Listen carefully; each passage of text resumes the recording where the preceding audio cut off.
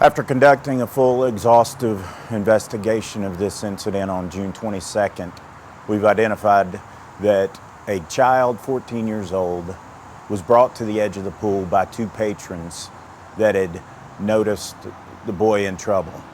Our lifeguard greeted him at the edge of the pool, removed the child from the pool, and the child instantly started vomiting.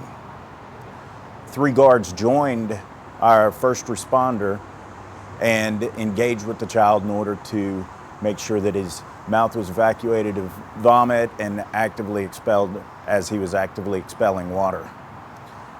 When 911 was called, obviously this was a frantic moment with an environment of urgency. And so multiple people, both patrons as well as lifeguards, were actively phoning 911 to notify EMS to come and assist a child in trouble. The child, after he expelled the water, was ready to resume swimming and talking and wanted to get back to the pool and swim. He was looking for his mother. We tried to contact the guardian. We could not find him, and so we elected to go ahead and send the child to the hospital to make sure, one, that they were safe, but without guardian approval or having a guardian at the facility, we thought that it was the best for all involved, so that's the way we proceeded. Now, in the aftermath of this incident, there's been tremendous amount of rough reporting, irresponsible analysis of what transpired, and brutalizing the professionalism of young professionals who work tirelessly at their craft in order to be prepared always for their job.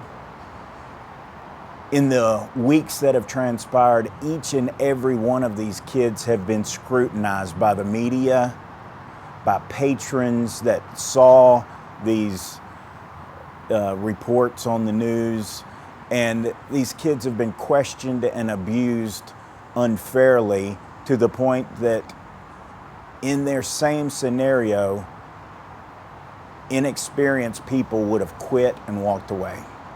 These guys are committed, they're tough, they have nothing but the highest level of integrity, and you'll see they speak well for themselves. They know their job. They're poster board team members. The county, the commissioner, the community should be thanking them. They should be patting them on the back for a job well done, for executing their duties and the resolve they show in making sure that kids, whenever they're not watched by their parents, are ultimately and completely taken care of.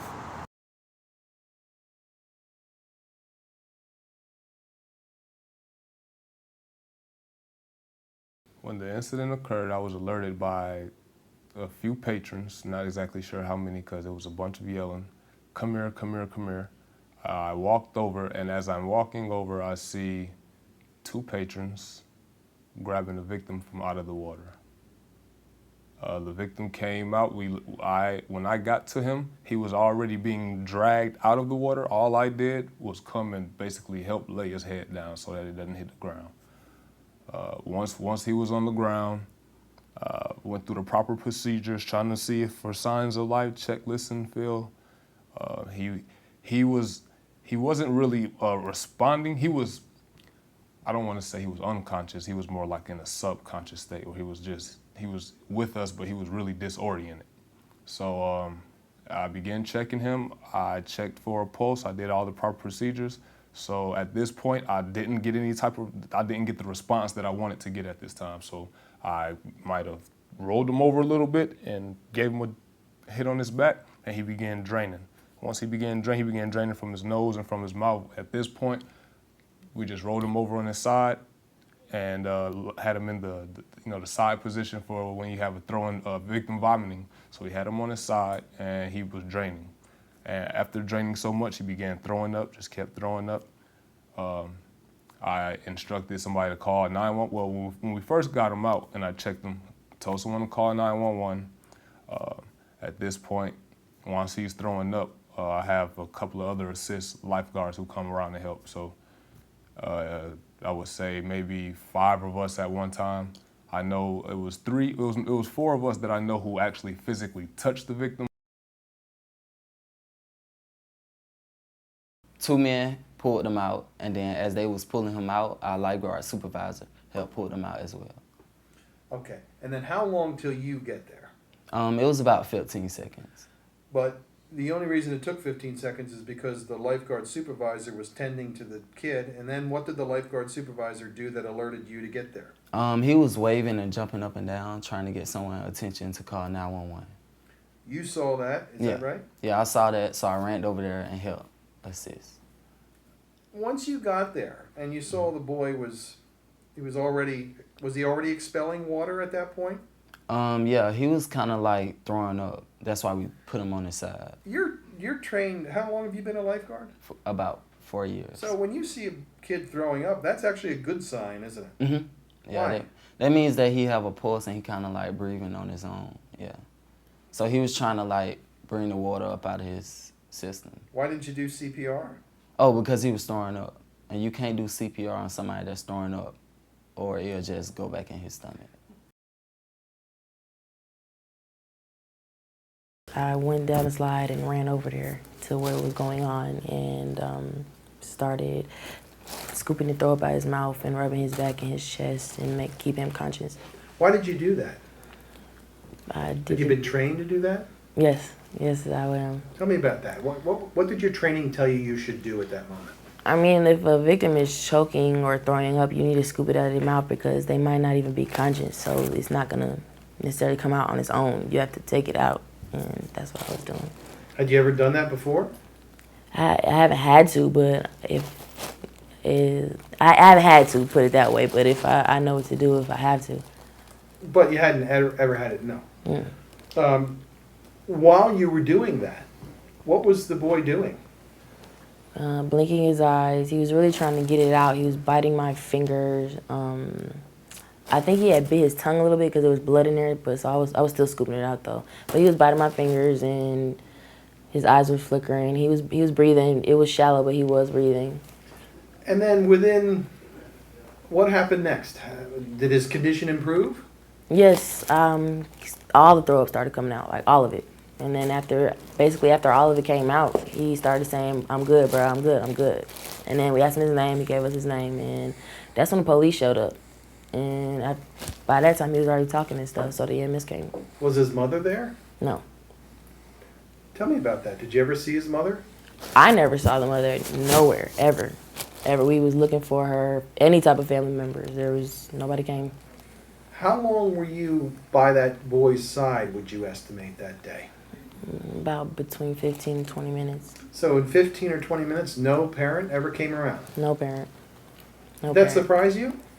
It really did, because, I mean, if everybody is talking about somebody is drowning or somebody has drowned and you don't see your child, then maybe you should start searching.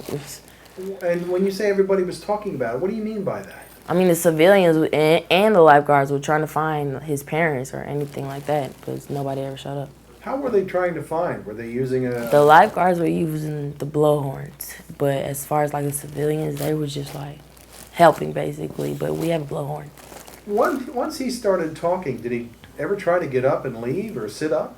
Yeah, he didn't even want to go on the EMS really. Like, he was just like, I'm good. After he threw it all up, he was good. You think he could have stayed there and spent the rest of the day there if he wanted to? If he wanted to, yes, I do. As soon as I approached the scene, the young boy, he was already out of the water on his side with 3 lifeguards tending to him as he was coughing up throw up in water, and he was adequately breathing. As I got down there, I started doing the back thrust movements to push out some of the throw up out of his throat and out of his mouth. Water was coughing up. He was breathing. His breathing wasn't steady, but as we continued to do the thrust back movements, and as my other lifeguard, she started to reach in his mouth and to remove some of the throw up so he can start breathing regular.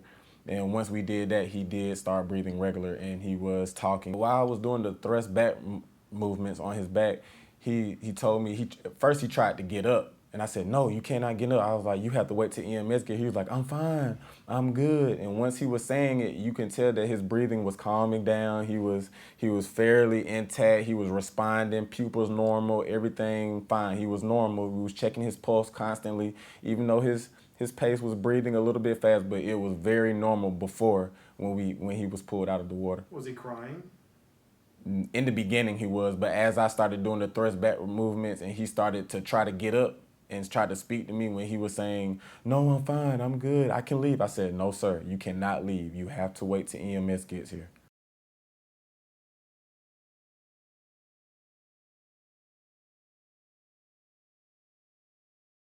I kind of disregard that because at least 4 or 5 days a week we do in-service. And as a matter of fact, on June 22nd, I think the day was, that morning we did in-service jumping off from the deep end chair into the water, saving the victim, saving the active drowning victim. So we practiced just that morning. And everyone did a great job with their skills. So I just kind of disregard that because I know personally that with the management team here, we're drilling them.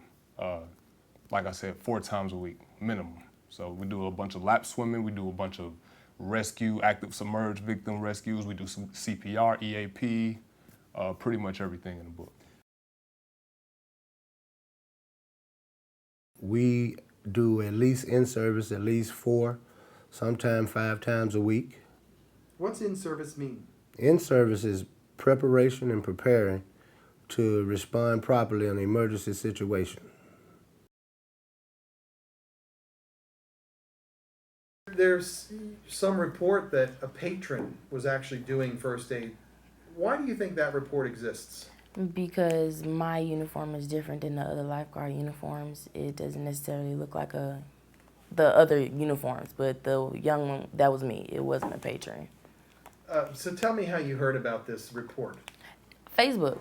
I was on Facebook and I seen it and I read the whole article, and it claims that the mother said that a young woman and two other people helped her child, but it was the young woman was me and the other people were the lifeguards. It was lifeguards. There was no patrons. But the mother wasn't there. Nowhere near. So she was basically just listening to what she heard from the other people that was just surrounding, because we had to keep telling everybody to get back. They was being so nosy. So you didn't have this red shirt on? No, it was a black sports bra. Okay, so but the other guys had the red shirts Yes. that day. So, do you think there was just confusion? Most definitely, because I mean it was just a black sports bra and some red bottoms, so it didn't necessarily, and they don't say guard on them either, so it's not necessarily. It could be confusion, you know. But your message to the people who write that on Facebook is that the guards are the ones who saved the child. We did everything we could, so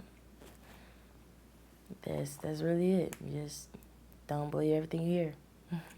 They don't understand why people are trying to turn this into financial gain. The comment repeatedly is, it's almost like 11 Alive wanted this kid to die so they would have something to talk about. Why are we being abused? We did our job by the book, and we did what our company trained us to do. After seeing those interviews with those kids, were you impressed? It's impossible not to be impressed by people who are real and their training takes over.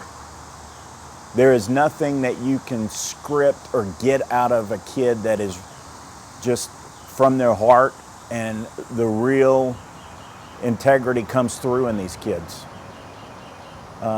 They are to be congratulated and commended, not questioned and berated.